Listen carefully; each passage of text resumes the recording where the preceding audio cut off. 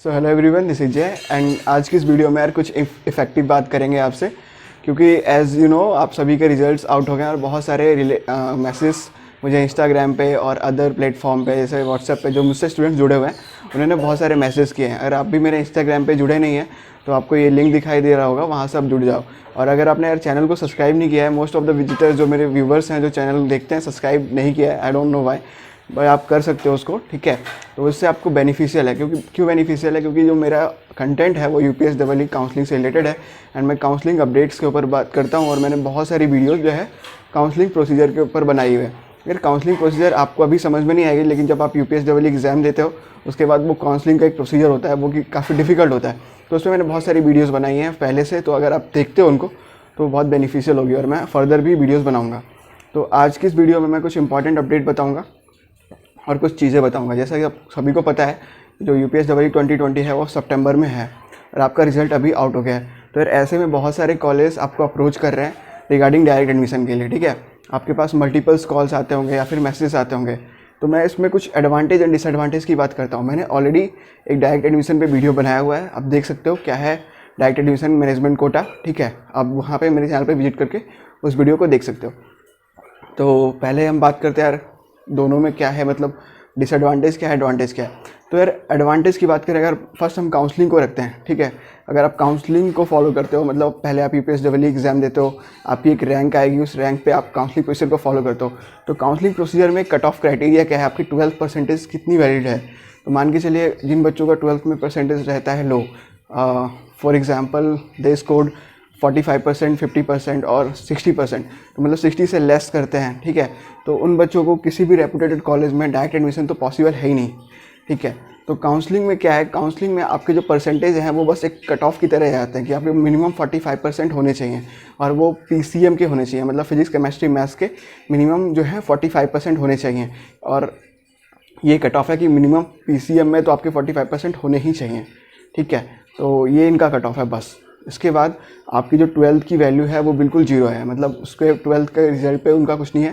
पूरा जो खेल होता है वो जो होता है वो आपकी रैंक का होता है। आपकी रैंक अगर बेटर आ गई है, आपकी 12th के परसेंटेज लो भी है, तो फार बेटर है कि आपको एक गवर्नमेंट कॉलेज मिल जाएगा, ठीक है।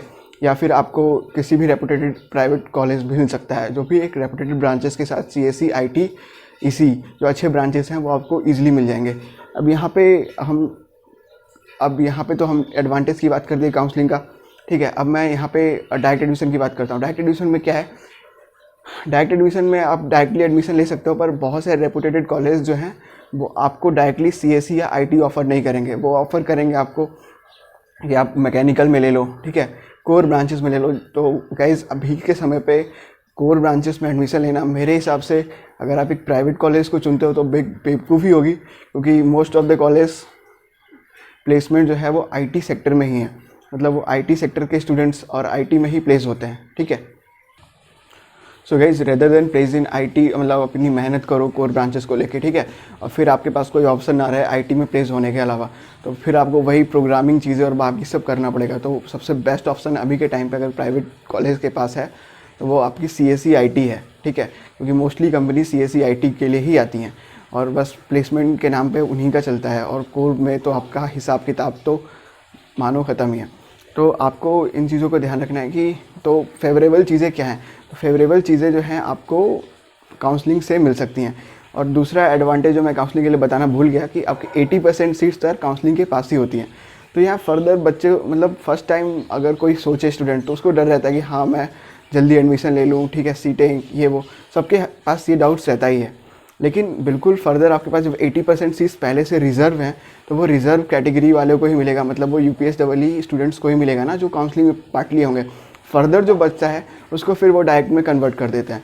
तो यहाँ पे डायरेक्ट एडमिशन में कुछ स्कैम्स भी होते हैं, जैसे कि स्कैम्स के नाम पे जैसे कि वो कुछ स्टूडेंट्स एडवांस में बच्चों को रख लेते हैं, अभी उनका एडमिशन वो जारी नहीं करते, उनसे डीडी वगैरह ले लेते हैं और वो कहते हैं कि वेट करो, जैसे ही काउंसलिंग प्रोसीजर खत्म होगा तो जो वैकेंट सीट्स होगी उनमें हो जाते हैं। तो यार पॉसिबिलिटीज़ फिर कम हो जाती है। मान के चलिए अगर काउंसलिंग से सीटें फुल हो गई तो फिर वो उनके पास वो ऑप्शन नहीं रहेगा कि आप सीएससी के लिए अप्लाई किए रहे होंगे, तो आपको वो आईटी दे देंगे या फिर इलेक्ट्रॉनिक्स दे देंगे या फिर मैकेनिकल भी दे सकते हैं इन वर्स्ट केस।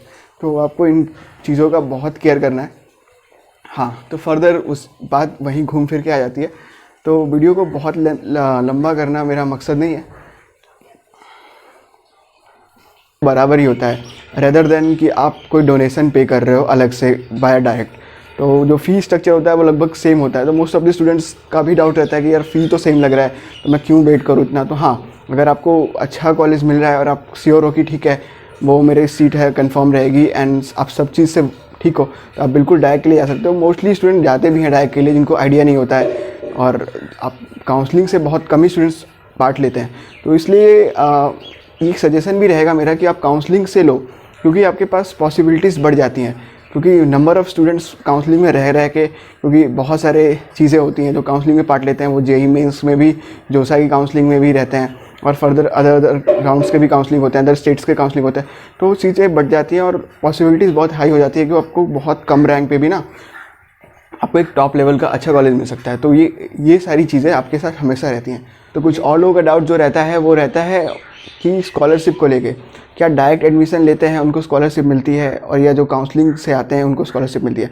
तो मैं गाइज़ ये बात बिल्कुल क्लियर कर दूं कि जो स्कॉलरशिप का प्रोसीजर होता है, ठीक है, वो दोनों के लिए एप्लीकेबल होता है। वो आपको यूपी स्टेट देती है, ना कि उसको AKTU से कोई मतलब है, ठीक है। तो सभी यूनिवर्सिटी जो यूपी में आती हैं उन सबको जो स्कॉलरशिप आती है वो यूपी स्टेट की तरफ से आती है।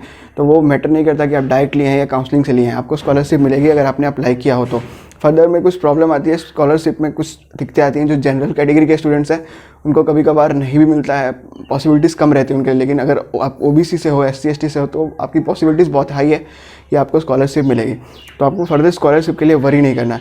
तो आई होप गाइस कि आपको थोड़ा बहुत समझ में आया होगा एडवांटेज डिसएडवांटेज काउंसलिंग के, ठीक है, और डायरेक्ट एडमिशन्स के। तो आपके पास जो भी डाउट्स हैं वो आप कमेंट सेक्शन में लिख सकते हो। फर्दर आपको अगर कोई समझ नहीं आ रहा हो, कहीं फंस रहे हो, ठीक है, तो आप पर्सनली मुझे इंस्टाग्राम पर डायरेक्ट मैसेज कर सकते हो, मैं आपका रिप्लाई कर दूंगा और आपके लिए सजेशन भी दे दूंगा। Thank you guys for watching this video and please share this video and subscribe the channel. Thank you.